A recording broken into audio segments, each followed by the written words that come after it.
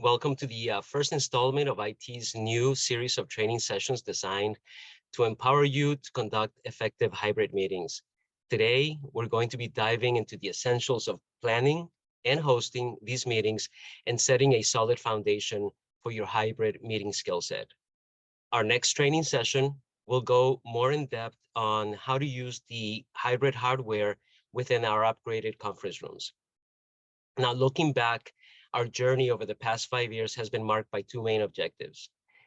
We've worked diligently to standardize our collaboration spaces, streamlining our systems down to two main conference platforms, Zoom and Google Meet.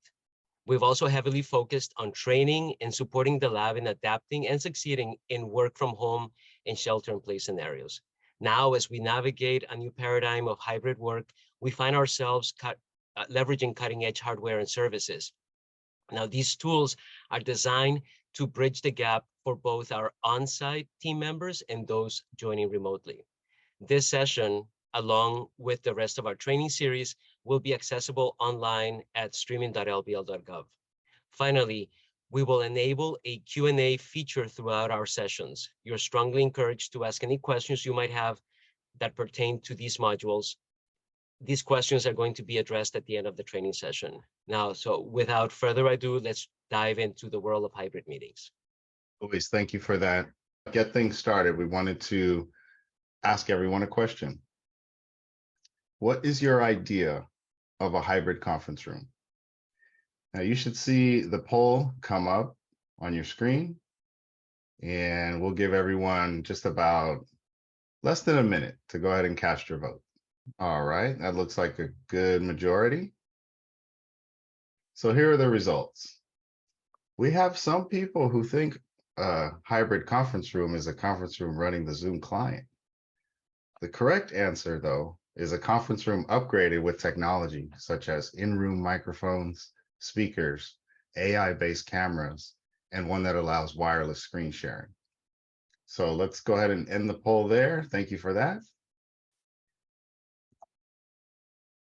The way that the lab has invested in our ability to host events and meetings in this hybrid environment is through Zoom Room technology.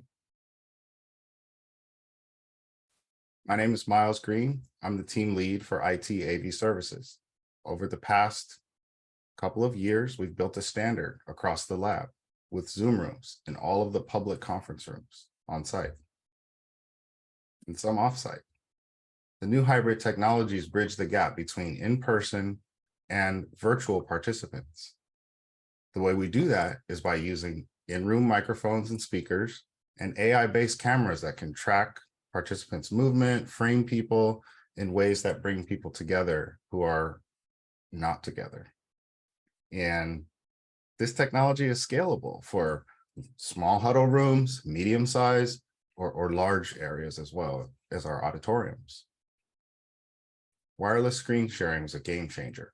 So we got rid of all the cables and dongles and wires, and also introduced digital whiteboards to the lab, which we had never had before. So all of the public conference rooms at the lab, you can reserve within Google Calendar. There are some private conference rooms as well, and we'll go through a process on how to book those. When I started at the lab in March of 2019, there were 13 Zoom rooms. When the lab shut down for shelter in place, we had made it up to 53. During the majority of 21, we spent, while people were sheltering in place in 20 and 21, we were at the lab building Zoom rooms. I'll never forget our agreement with IT management is that we would build 3.5 rooms per week. Gotta love the 0.5.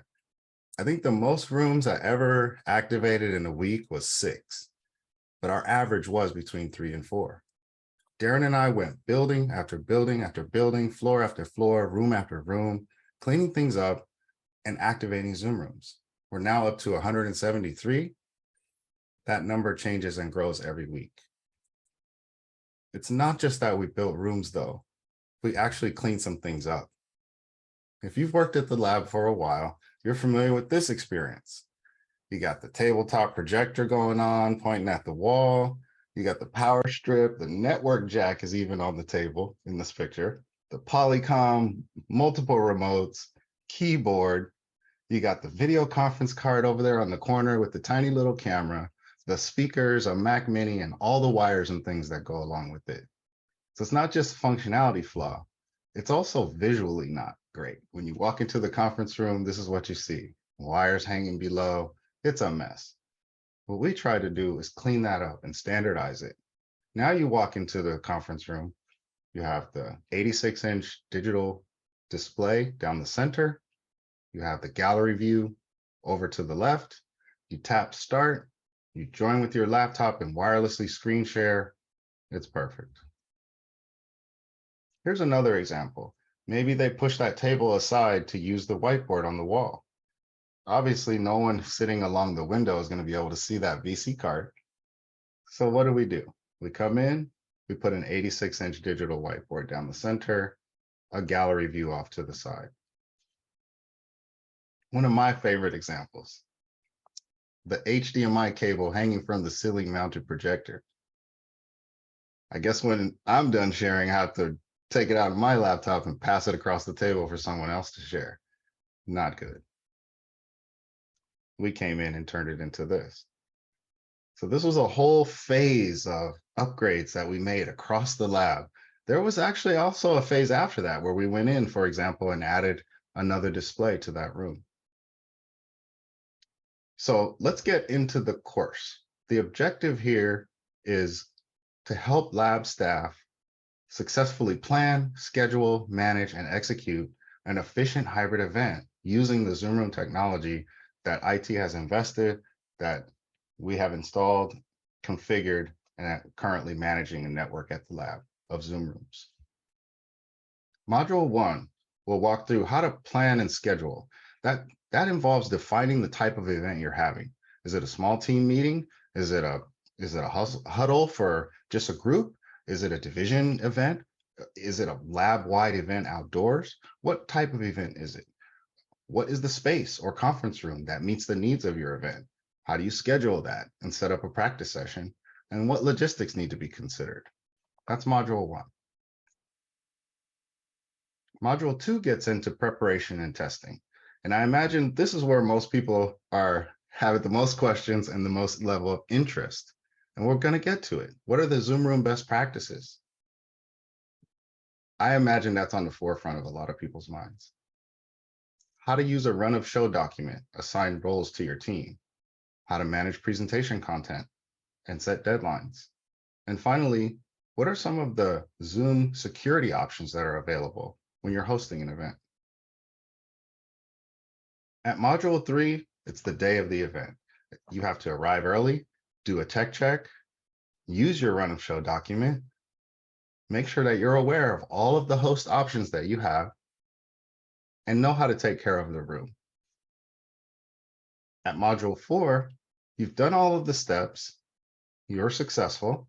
Now it's time to gather your post-event data, define your event success metrics. What are the factors that you are deciding constitute a successful event? And did you meet those goals? What challenges did you encounter? And were there any areas of improvement? With that, we'll get right into it. Remember, this is about how to host an efficient hybrid event. It starts with understanding what type of event you want to have, selecting the right space, and managing your logistics. In order to define the event type, there's several key questions you want to ask yourself and your team. First, what are the goals and objectives of your event? Who is the target audience? What are their needs? What is the best space for your event? And what content do you need to deliver and how will it be delivered? Not just to in-person, but also to remote participants. What technology is required to support the event? And finally, what logistics need to be considered, such as site access or guest badges, lab shuttles, and parking. Parking is a big one. As I mentioned, how is the overall success measured? What metrics are you using to evaluate the impact of your event? These are important questions to ask yourself when defining the event type. So we not only have built a network of 170 plus Zoom rooms, but we also built a web page so that people can navigate the rooms that we have available. Each room has an information page. If it's a public room, you can add the calendar, see what's coming up. You can find the primary contact if it's a private room and reach out to that person to book the calendar. The first page here, as you can see, you can sort it by capacity. Go to the page, find out what's going on, add the calendar, get a user manual if there's any specific instructions, and do the research so that you can find the right space for your event. In the Google Calendar, you can add guests to an invite, but you can also add rooms. You go there, search for the room. Usually I like to put the building number. If it's private, it'll have a line strip through it. You'll have to reach out to the primary contact. If it's booked, it'll also have a line through it. But if it's available, you can actually add any of the 170 plus conference rooms that we have in Google Calendar. Finally, depending on the scope of your event, you want to request the right levels of support. We realize that not all of this is applicable to every meeting. So what we're trying to do is give you the 10,000-foot view. If you need all of the support for a huge visit from congressional leadership, outdoors, the whole lab is invited, you may need all of these. If you're just meeting up with a small group or with your team, you may need none of these, but it's important to understand what's available. Starting with facilities. If there's anything going on with any building at the lab, we have a great facilities team. You submit a work order, they can help. Conference services. They have actually defined the hosted event lifecycle and have some resources available for on-site, off-site, which I'll touch on in a second, but also they're integral in a step for getting DOE approval for events, for travel, accommodations, etc. Site access. You want to make sure that you have guest badges, that there's parking, or that people know how to access lab shuttles. Finally, us, IT audio visual. You want to put in an AV request. We can help you with your scheduling support. We can help with practice sessions and the day of the event testing. Going back to conference services, on their site, they actually have a resource for planning and hosting an event. You can see that they've defined the hosted event lifecycle in 4 steps, which is aligned with this training. It starts with pre-event activities. You'll want to finalize your event details, get approval, host the actual event, and then there are post-event activities as far as closeout, costs, payment. And as I mentioned, they have it broken down by on-site and off-site. So that's a really useful resource. And I should mention here that all of the things that we're discussing will provide later in a resources document.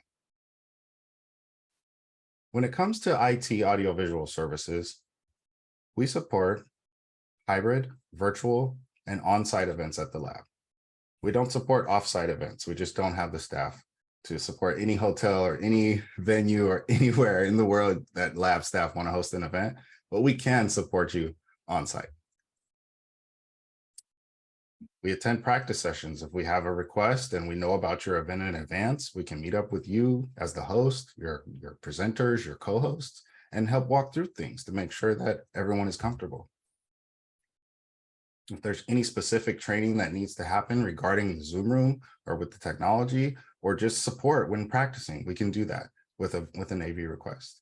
There's also documentation on go.lbl.gov, as I mentioned, for any specifics within a given room. And then finally, we can show up early and make sure that everything happens smoothly at the beginning, because in our experience, the majority of issues happen at the beginning of events. Once everyone is comfortable and moving along, then usually it's smooth from there. How would you contact us? go.lbl.gov/events. We have an AV support request. You want to fill that out. That would put your event on our calendar. And from there, we can work with you to support you in the variety of steps. Wrapping up module 1. At this point, you've defined your event type. You've done the research on the right room or space for your event. You've reserved the space, and you've contacted the correct support teams that you might need. In module 2, it's time to get ready, get prepared for your event. That starts with familiarizing yourself with the room that you've selected, setting up and running an effective practice session, and managing roles and timing, your presentation content, and host options for security. Getting prepared starts with understanding how to utilize hybrid technology. We're in an environment that's not going to change anytime soon. There are some people that are home, there are some people that are at the lab. That's where we are and where we're going to continue to operate. So I think it was important that we built all these rooms during shelter in place because it empowered our scientific and operations staff to work effectively in this hybrid technology. But now it's built, it's documented, and it's up to you to learn how to do it. Most of the Zoom rooms at the lab have the same functionality and user interface now. One of the biggest pain points in the past was every time I go to a room, I have to spend the first 10 or 15 minutes trying to figure out how it works, which is terribly inefficient. Now there's a standard. If there's anything specific or different about a given Zoom room, there's a user manual posted on the room's information page. We recommend that you test the functionality independently or with your group. That's the best way to learn. Go in there with your laptop, start the meeting, join from the room, have a meeting there, test it with your team. If there's anything that you find that's out of whack, then you contact the appropriate support team. So what does that look like? If there's a light out, that's probably facilities. If a display is not working or there's something wrong with the Zoom room, that would be IT. If there's no dry erase marker or eraser, that probably would be the admin who's in that area. So contacting the right person is kind of important. Let's talk about how to set up and run a practice session. First, you want to create a run of show document. For large events with lots of complexity, different roles, different people, multiple speakers, it's important to keep things on track, make sure everyone has their assigned roles, they understand what's coming, they understand that they have time to practice. It also encourages team building, let people run through their show, let them run through their talk, let them practice, let them stutter and stumble until they are comfortable. Sometimes that's necessary. And it actually makes cohesion within the group so that when you get to the actual event, everyone is just laughing, talking about the weather or their dogs, and they're comfortable. And it helps with the nerves. Also to review the Zoom room so that when you get there in the morning and everyone's watching, there's no unexpected functionality. You're able to test everything. You know that it's going to work the way you need it to work for that day. We will provide a link to a template for a run of show document. So now, this is the part everyone keeps asking me about and that I know that everyone's waiting for. So let's talk about Zoom room best practices. And I want to do this in two ways. First, I'm going to explain it in a linear fashion. Then I'm going to explain it in a graphical fashion. There will be upcoming trainings, micro trainings on specific rooms and specific equipment later. This is the overview. So it starts with the host laptop. You want to join the meeting or start the meeting first from the host laptop, but don't join the computer audio. This is the #1 stumbling block that we find happens in a lot of events and meetings. If you join the computer audio, you need to leave the computer audio. It's a very common misconception that muting is the same thing. It's not. If you are connected to the computer audio and you mute, your microphone is technically still active and it will cause feedback, audio echo in the Zoom room. So you need to, all the laptops in the room, in a Zoom room, have to leave the computer audio. I can't stress how important that is. Join the meeting from the Zoom room and use the Zoom room's camera and microphone. The laptop is only there so that you can use wireless screen sharing to control your slides and all the content. And then if there's a digital whiteboard in the room, you can start a blank canvas. You can make 12 different whiteboards, mark up each one separately, share them all automatically with everyone that was in the meeting. You can also mark up any shared content. There are different ways to collaborate with digital whiteboards. When the meeting's over, someone should press leave meeting on the iPad. We are finding that at the lab, people are using Zoom rooms, having their meeting, and when they're done, they just get up and leave. And in some cases, the room is sitting in the meeting all night until the next morning. And we ask that if the host is not there to end the meeting on their laptop, that somebody will press leave meeting on the iPad so that we're not wasting our resources. That's the linear explanation. Let's describe this in a graphical way. This is a Zoom room in building 50A. I know them all by numbers. We call it 5132. Or the Zoom room that's named after Andrew Sessler, prominent scientist. Here's the best practice for this room. Start from the host laptop. That means go in and start the meeting that you scheduled with your own laptop or co-host. Or maybe you're not hosting at all. Maybe you're just joining, but you're the one who's moderating. So you would join first from your laptop. Don't join the computer audio. The reason is because you're using the room's camera and microphone. As we know, you can use the camera in your laptop to add yourself to the video squares in the gallery, but you don't need your computer audio.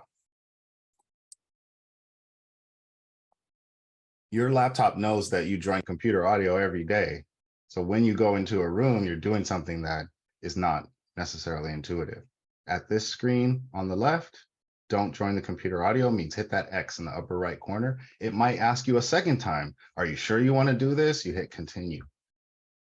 Most people still join computer audio or their computer's doing it automatically. Okay, hit the up arrow next to the mute and select leave computer audio.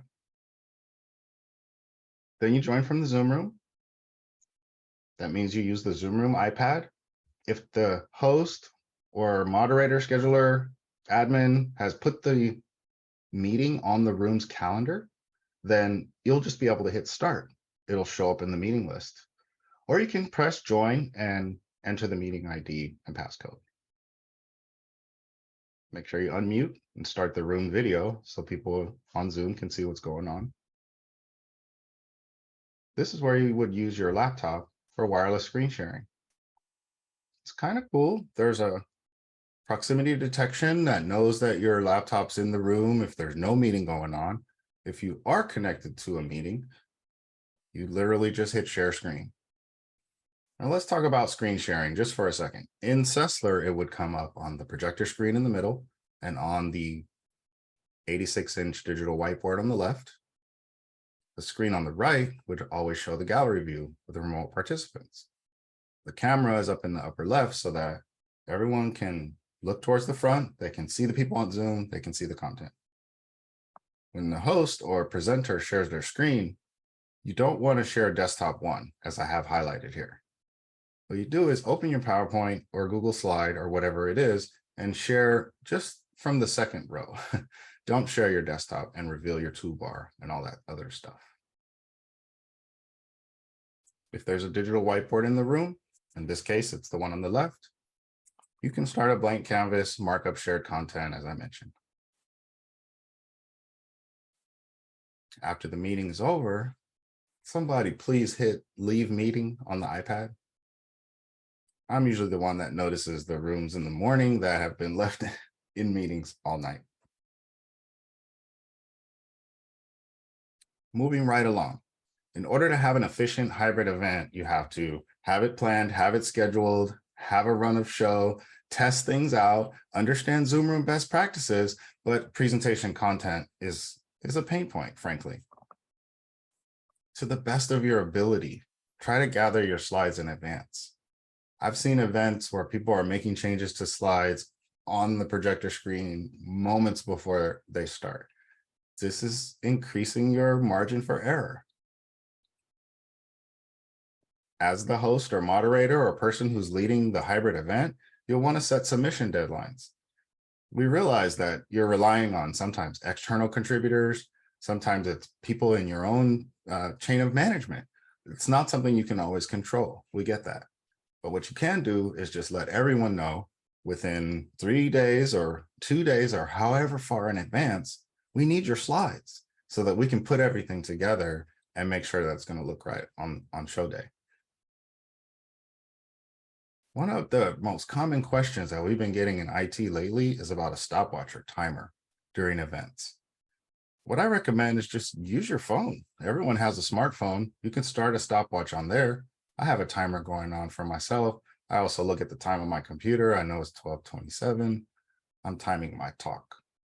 You can also use a web chip in Google Docs to start a timer. Go to the Zoom app marketplace, and there are apps there.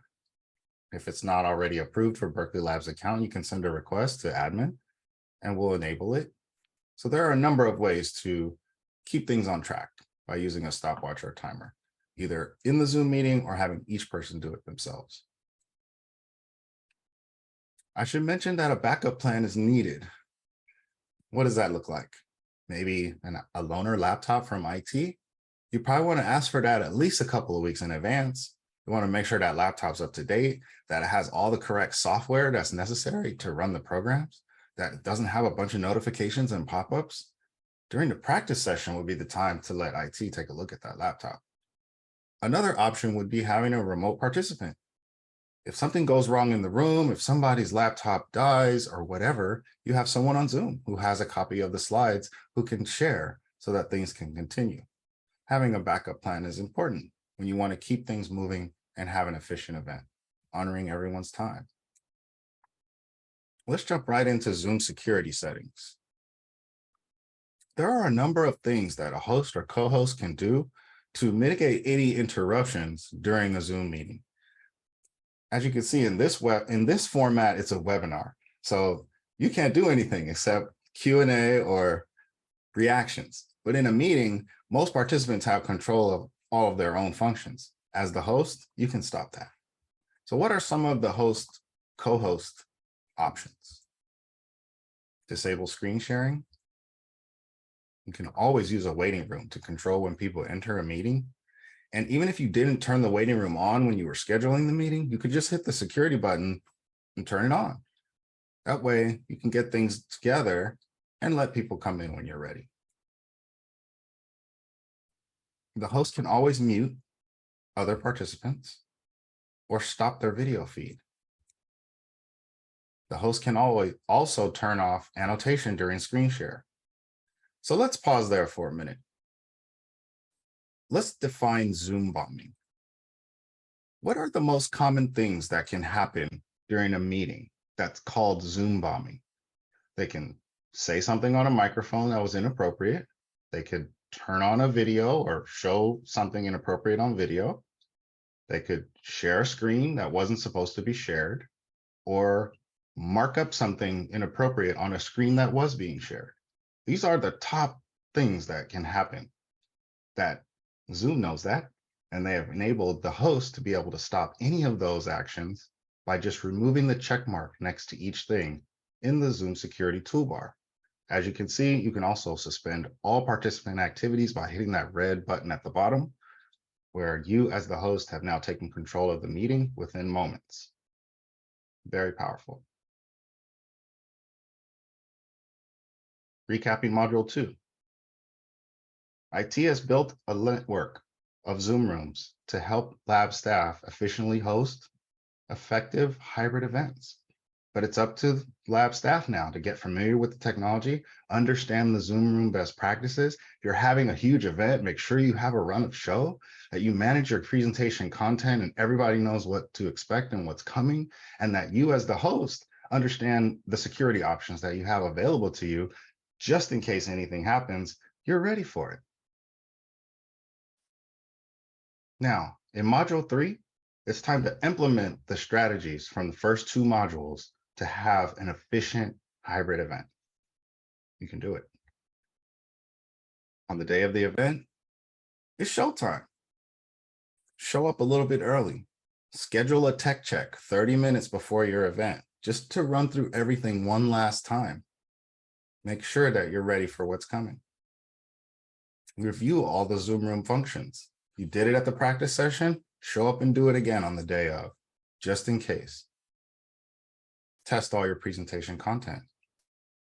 One of the best practices we recommend, especially for large events, is creating a Google chat space with your co-host, presenters, moderators, anyone who has a role during the event. You don't want to use the Zoom chat because you might be using that to communicate with participants. Use a Google chat space separately so that you can have offline conversations about what's happening or how to deal with things as they arise. If we know about your event and we have an AV request and you've involved us in your process, of course, we'll show up as well and stay for the first 15 or 30 minutes just to make sure you're off to a smooth start. I have to reiterate, not a lot of events even require that. If you're just meeting up with your group, your team, your area, or whatever, you need to know how to work Google Calendar and how to schedule the conference room and how to evaluate the event and make sure that you get the right space and all those things, but you might not need our support. We built a standard so that you wouldn't need our support to come to every event, so that people are empowered to work the network. But we realize that for large events with lots of layers of complexity, you might need IT AV support. And we're there for you. Now, it's worth mentioning that when it comes time to the actual event, you want to review your roles, responsibilities, make sure everyone knows what they're supposed to do in order to pull off successfully. You'll want to review the timing, the tasks. What are the things that we need to do to make sure this thing comes off smoothly? And if there's any like specific things that need to be mentioned or information that needs to be imparted to the audience via chat, or certain comments that need to be made at the beginning to make sure everyone knows what's coming, review all of that.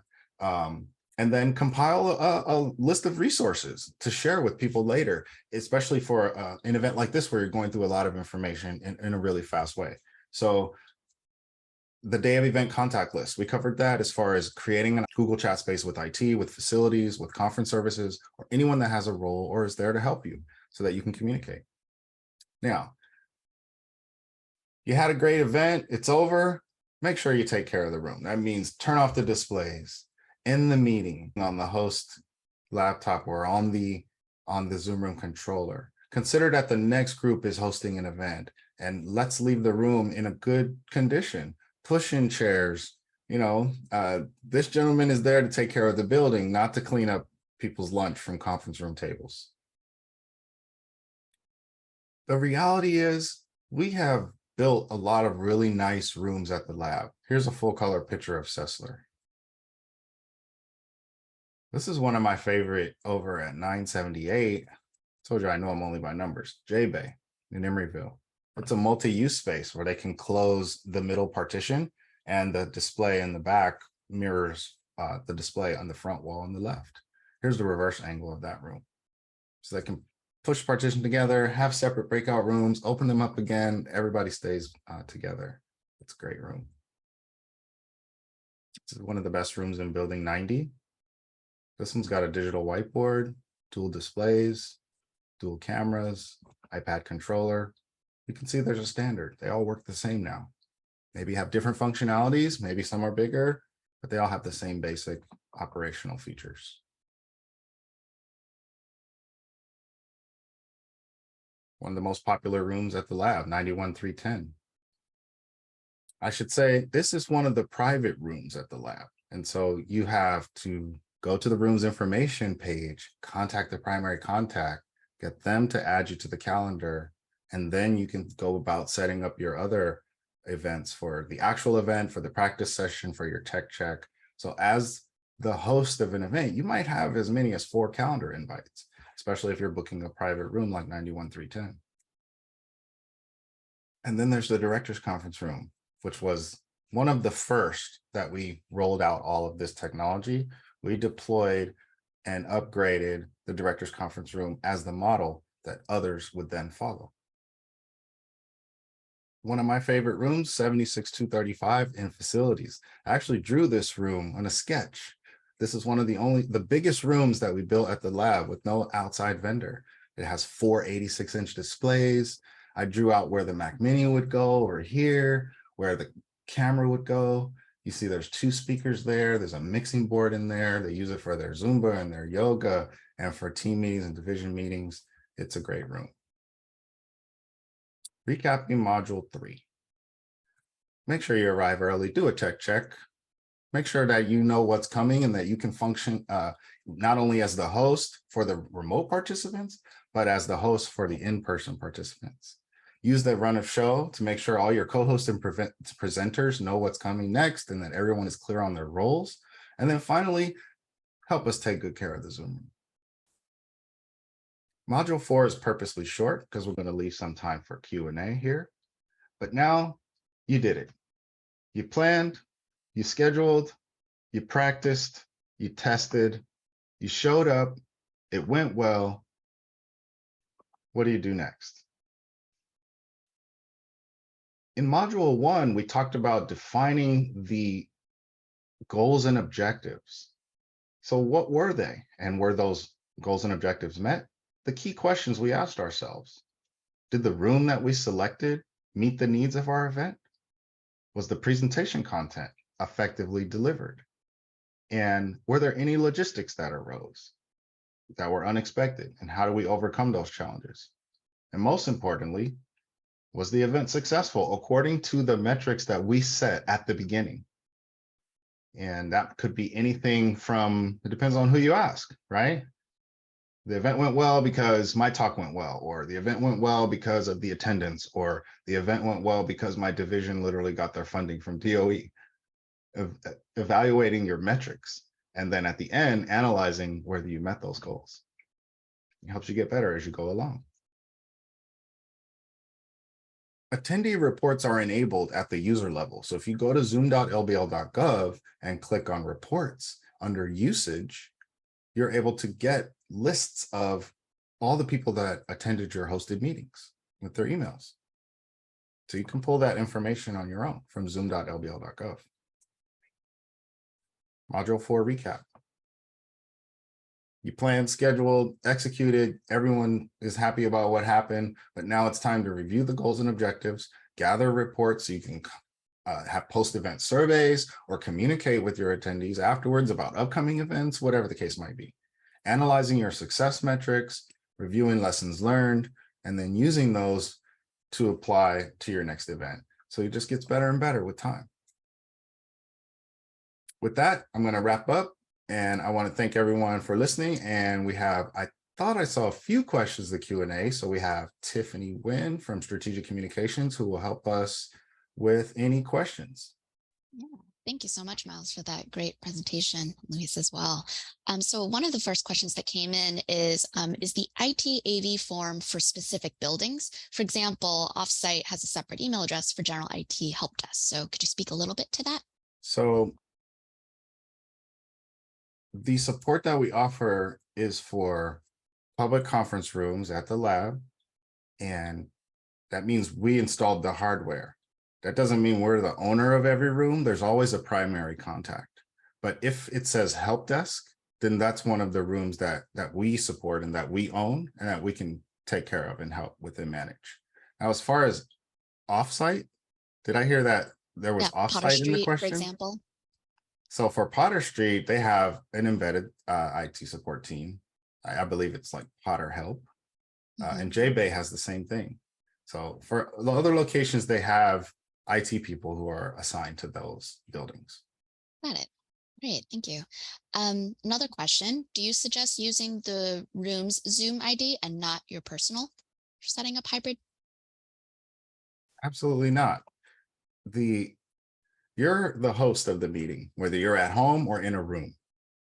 The reason is because you want to maintain host control on your laptop. You want to be able to monitor things that happen. If you hit cloud recording, you want that to come to you. The meeting ID is not what's important. What's important is who the host is, and that should be you, not the room. Think of the Zoom room as a participant. Great. Yeah, thank you. Very helpful. And in the same vein, why does it matter if the host starts the meeting from a laptop and not from the room first? Yeah, same answer, because if, like, let's say, for example, you didn't schedule anything at all. You just walked into a Zoom room and hit new meeting. You'll notice that the room is then the host. And so why does that matter? Because then if you try to record or if you're trying to do any administrative functions, you have to use the iPad.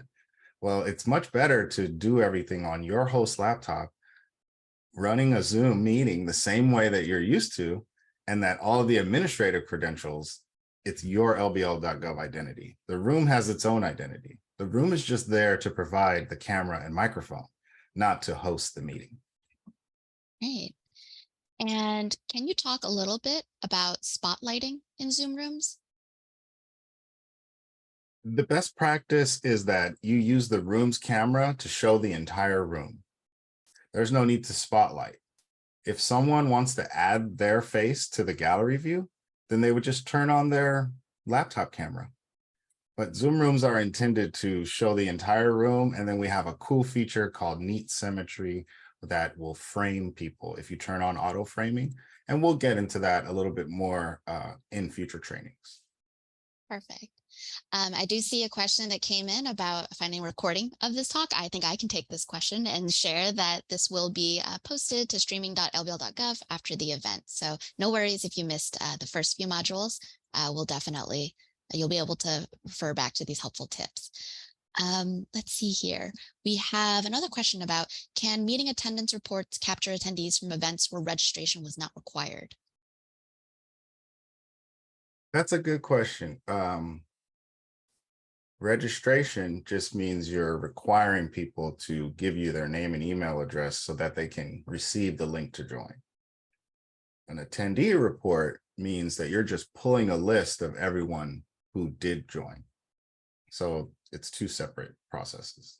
And I shared that just so that everyone had a chance to grab the QR code. But what some people do is they require registration, they have a registration report, and then after the event is over, they compare that to their attendee report. Why is that important for running efficient hybrid events? Just to track your attendance and be able to communicate with your attendees in a post-event phase. Got it. And since we have another question about reports, since we're on the topic, if for any reason the Zoom room is the host of the meeting, are they able to get reports from that meeting? That would be a question for help@lbl.gov. And the answer that you would get back from IT is make sure you give us the meeting ID, date and time, and we can pull that information for you. But keep in mind that there are 40,000 meetings a month. So that's why individual user reports are enabled, because we're a team of two. And with 8,000 people at the lab and 40,000 meetings a month, we can't support pulling reports for every meeting that happens. So we let you do that. But it's important that you start with step one, which is start the meeting from the host laptop. Great. And I think the great question came in for anyone who came in a little late, but what are the common issues that can arise during hybrid meetings? You touched upon some critical best practices, a couple reminders that might be worth repeating again. Yeah, I think making sure that you understand the event type. What is the type of event that you're having? Will answer what the common issues are, right? If it's related to facilities, you have support for that. If it's related to funding or logistics, catering, the tent, whatever the case might be, you have conference services for that. If it's site access, security, transportation, you have support for that. If there are issues around technology, reliability, functionality, you have IT for that. So common issues can be broken down into 4 different categories. And that's why we say, define your event type, understand what you're trying to accomplish, and request support in advance. Because the challenge for us on the operations side is that things come to us at the last minute. And if we don't know about it, then we're limited in our ability to react. And so we try to make sure that for big events specifically, we're involved in the process along the way so that, again, as I mentioned, by the time show day comes, everyone is relaxed and prepared, most importantly, for any unexpected issues. Yeah, wonderful. Thank you. And one reminder that's been helpful for me to know, because I've also made this mistake, is about audio. And one question here is, if there are both in-person and virtual participants and there's some background noise in the room, it can be a little difficult to pick up the audio correctly. So are there any recommendations or advice that you have for that situation? Yeah, that's a great question. I mean, it kind of comes down to people, right? People have to understand that it's a hybrid event and that if there are microphones that are active in the room, that crosstalk can be heard and that background noise can be heard. So that's, really, really good point. And when it comes to the reality of having hybrid events, you can't help if you come in late and the door slams behind you or you taking your computer out and when you put it down on the table, everyone hears the thud because it's right next to the microphone. I think it kind of comes down to just being aware of the environment that you're in. And some of the larger rooms have the ability to use ceiling mics or isolate a podium mic. But the answer generally is it's up to everyone in the room to be considerate of the people on Zoom by either speaking one at a time or, minimizing the background noise. Yeah, best practices and indeed just being courteous and polite and Being reminders. aware that you're in a hybrid event. That's right. Sure. And speaking of event types, could you speak to some of the primary benefits of having a webinar versus another type for a hybrid event, for example? I think that's something we can definitely cover in detail in a further training, but the webinar format, what it does is it minimizes the ability for the audience to interact. So let me give you the quick and easy answer. If it's an interactive event where anyone is welcome to speak, it's a meeting. If it's a presentation where a small group of people are delivering a lot of content to a larger group and the interaction is meant to be limited, as in today, you can only use the Q&A, that's a webinar. So for group discussions, for regular conversations, for meetings where everyone is supposed to give a talk, definitely not a webinar. But when you have 5 people who need to communicate with 5,000, the webinar is useful. Wonderful. Yeah, it sounds like the critical thing to consider is how many are you expecting to have in your event, and just trying to minimize anything going technically wrong in that respect. That's great. Thank you. There is a question here about best practices for using and connecting to private Zoom rooms, particularly if they are adding a Zoom meeting to a room reservation and they can't seem to invite people. Are there any tips you have about that? I'm not sure private Zoom rooms That's a versus. good point. Yeah, that's a really good point. Let's talk about that. If it's a public room, you'll be able to add the room to your own calendar. So then you'll be able to add the Zoom meeting to that same calendar invite. Add the people, easy. If it's a private room, as I mentioned, you'll need to contact the primary contact. Like if it's 91 or building 59, they have a website, you go there, and then the admins of the area will create the calendar invite for you for the room only. Then you as the host would create another calendar invite for that same time and date. And that's where you would add the Zoom meeting and add all your participants, etc. So when you got to the room on that day, you would just hit join and enter the meeting ID and passcode.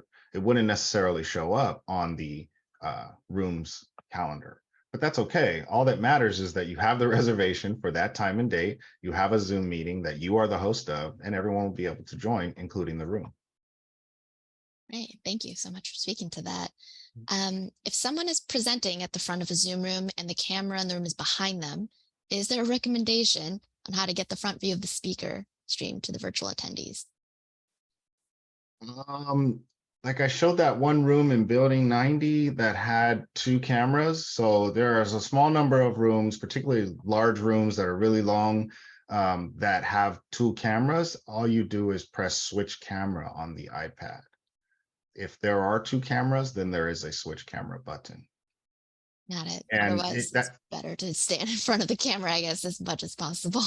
but that pertains to hybrid events because here's the thing is if you're the person on Zoom, you want to feel comfortable that you can see and hear everything that's going on in the room. So camera position or where the presenter positions themselves in the room is important. And that's one of the things you want to try to evaluate during your practice session, right? Is where are we presenting from? And if the camera doesn't support how you want to use it, then maybe considering a different room. If you have people that are going to be moving around a lot, maybe you turn on auto framing so the AI camera can follow that movement. If there are 2 cameras in the room, one's behind the presenter, then maybe you enable the front facing camera, or maybe you do both. There's a way to turn on multi-camera mode, which we'll cover in future more technical trainings. And that stresses the importance of rehearsing and going through a setup, because you can figure out those logistics. Be a little hard to do during the live event, wouldn't it? Absolutely. Those are all kinks that should be worked out ahead of time. And if you know, having any trouble with it, then invite IT to your practice session and we can work it out with you. Wonderful. One of our last questions is about reports. So if you're a delegate and you're scheduling the meeting using someone else's Zoom account, would it be possible to have access to the recording and the reports afterwards? Yeah, that's another good question. So if you have delegate access for someone, then in their recording settings, they can allow alternative hosts to receive the email. But we do hear that a lot because, like in an example of, I'm the admin, I'm scheduling the meeting, I have delegate access, but my boss or PI or whoever the person, they're the host, right? But then after the event, I don't want to have to go to them and ask them to pull the reports. I want to pull that for myself, right? So it sounds like another more specific thing that we'll get into a little bit later, but the answer is, and we'll add this to our resources, you can, as the host, when you give the delegate access, you can also give access in your cloud recording settings for that alternative host to receive the post-event data. Great. That's really great to know. So you can set that up ahead of time. Exactly. Well, wonderful. Thank you so much, Miles, Luis. I guess the very last question is just for me and for probably on behalf of everyone else, is what else can we expect for future trainings? You've talked a little bit about maybe getting into some a level of detail. And so what else can we expect from ITAV? Yeah, I think, you know, the challenge for us was, first, let me just say this. We were at a little bit of an advantage because we were building Zoom rooms before the pandemic. And when we went into shelter in place, the standard was there. It would just require more investment and more building it out, applying that standard to every room. We wanted to make sure that every building, every public conference room received a technology upgrade. And so now that that's done, we're in the mode of training and supporting people how to operate in a hybrid environment. So our goal today was to set a baseline. What is it? What is a hybrid event? How do you utilize Zoom room technology in order to be successful in this environment? Now that we've done that, we know that a lot of people have specific questions about specific buildings, about specific rooms, and you can expect more hands-on technical trainings, maybe broadcasting live from a specific Zoom room that has common pain points. I mean, IT is in a good, advantageous position because we host a lot of events, support people who are hosting a lot of events. We're the ones taking in the requests. We know what's going on at different conference rooms and different outdoor, indoor events over the course of the year. So we're aware of what people are doing right and maybe not doing so right. And we try to enable this to be a start. If you're brand new at the lab, you knew nothing about the history of the last few years or what a Zoom room is, now you have a start, right? And then if you're in a specific division or that's using a certain room or that is a certain building is your pain point, then you can expect further guidance on that coming down the line. Great. I think that's it from me. I don't see any other questions coming in, so I'll leave it to you to Awesome. close out. Thank you so much, everyone, for your time. I appreciate your attention. One more time, I'll share this slide with the thank you with the QR code where you can find some more information. There's a Go link for all of the lab support teams that I mentioned. And the resource page is also here in a chronological order of all the things that I reference. So we'll make sure to share this out with the slides so that everyone is able to reference this stuff. And with that, I would say thank you so much for your attendance and have a peaceful day.